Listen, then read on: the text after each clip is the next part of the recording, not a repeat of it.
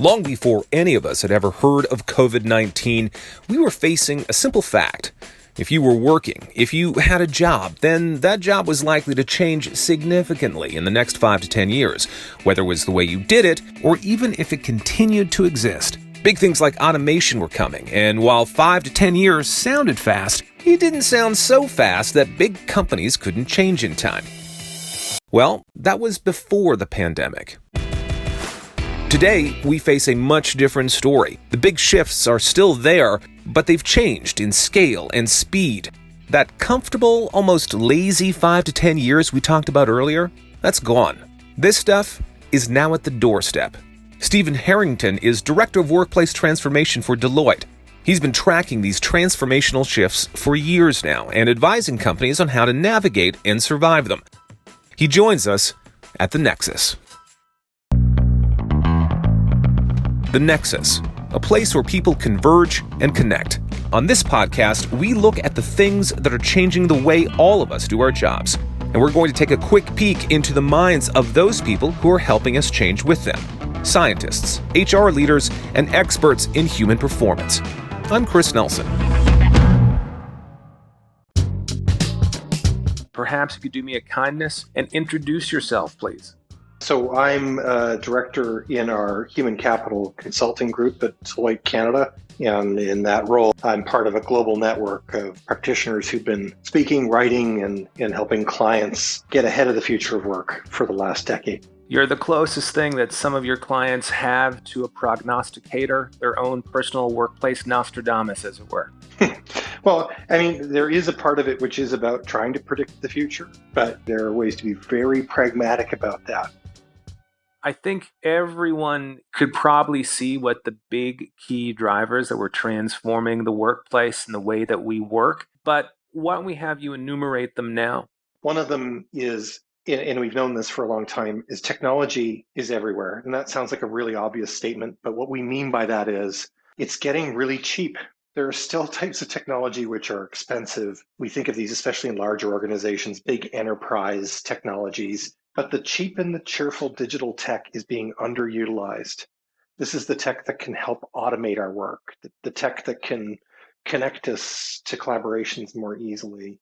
And we, especially, the larger organizations, need to start to figure out how to more quickly integrate and turn over that kind of technology.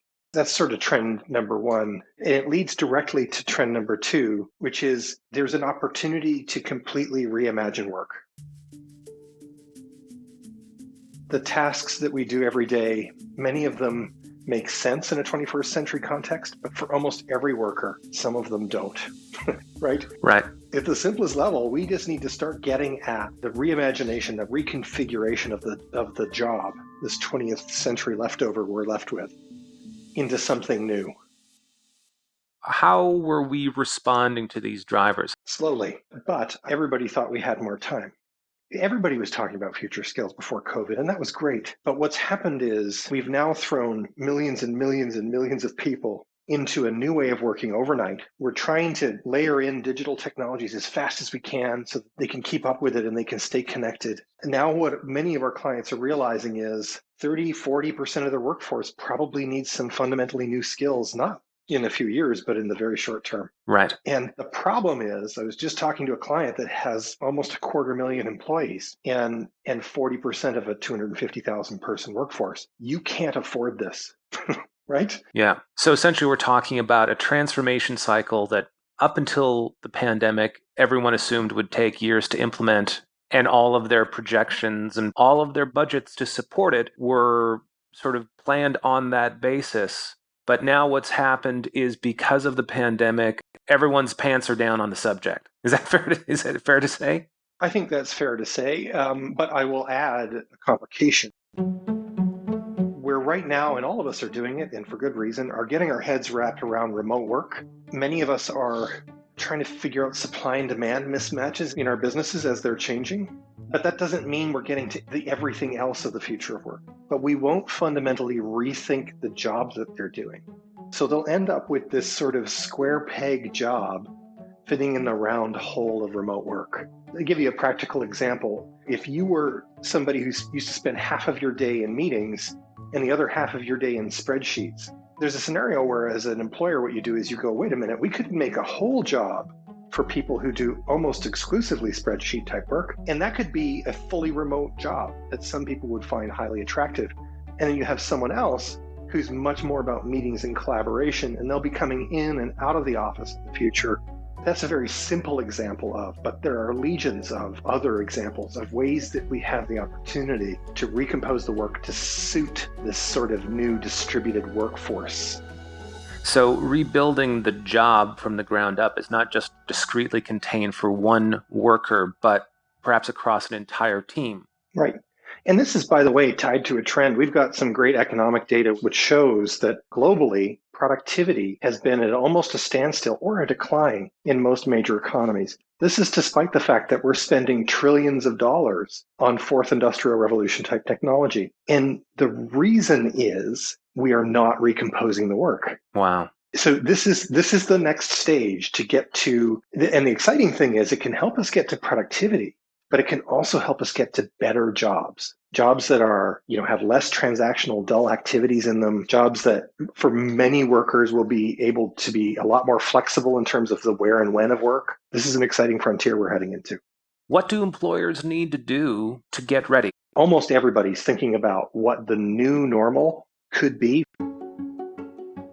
Really, the simple step is just to then say, that's great. Now that we've thought about that, how can we also think about what we want it to look like, how we want to be more efficient and productive, how we want to take advantage of some of the trends in the market that could reshape the way we get work done and add value for our customers and our citizens. Take a close look at your operating model, your business model, your strategy, and ask yourself, okay, if that's going to be true in 5 years, what skills do I need to make those strategies true? Exactly who needs to learn them so that I'm not trying to peanut butter skills across the whole organization? And then how could I use build, buy, borrow thinking to potentially disrupt my plan for building that workforce? So it's not as if I have to suddenly turn myself into a training organization, but in some cases I might hire people. In other cases, I might borrow people who have the skills that I need in order to build up my business into the future. Does that change now that employment is going to be higher and probably for the indefinite near term? I think we're going to find that we're still going to have people without jobs and jobs without people, because what's been driving that trend isn't just low unemployment, it's hard to find skills. So for an example, people are not going to suddenly find there's a surfeit of data scientists just waiting for an employment opportunity. I think it still will serve us very well to think about what organizational capabilities are truly core to our strategy and value those as much as we possibly can. We've entered this really interesting strategic phase, right, where I think most industry leaders will tell you that the moves that they make related to organizational structure and technology can be really easily followed by their competitors. The last strategic frontier are the people that might make the difference, that might come up with the next idea or the innovation that your competitor can't. It's a bit of an irony, right? In this time of technology, technology is not the differentiator. It's people. One of my favorite thinkers on this subject is a man by the name of John Hagel, who's what we call our Center for the Edge of the US. And he's written about this concept of a learning organization that's sort of centered on teams. And his observation is, if you can, within your organization, build a cross-functional team, truly cross-functional, different skill sets, different ways of thinking, make them an intact team and give them missions, and then critically make sure that that whole team is lifted as much as possible out of the transactional and day-to-day work. And so that their whole day, every day, is either finding opportunities and leveraging them or solving problems.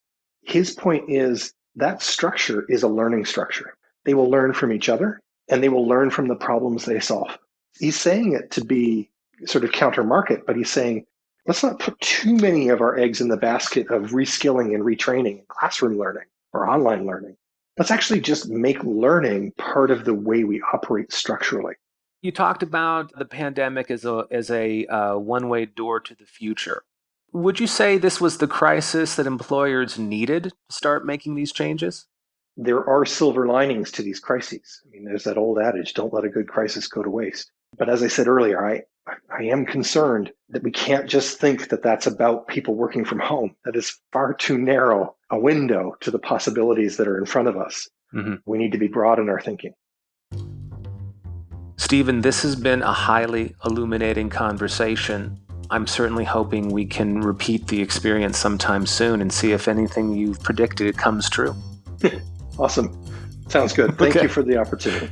Thank you, Stephen. Now, if you distill what Stephen's talked about into a single word, it's adaptation. Companies need to adapt to survive, and it starts with their people. How they find them, how they hire them, how they train them, how they develop them over time and keep them excited about what they do. Nexus Communications has been helping companies solve these challenges for more than 20 years with industry-leading strategies, programs, and products.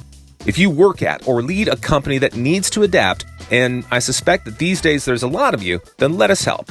You can find us at nexuscommunications.com. That's Nexus communications.com. And if you dug what you heard today and feel like others could benefit from hearing it, then please like us on iTunes, Spotify, or wherever you happen to find us. I'm Chris Nelson. Thanks for listening.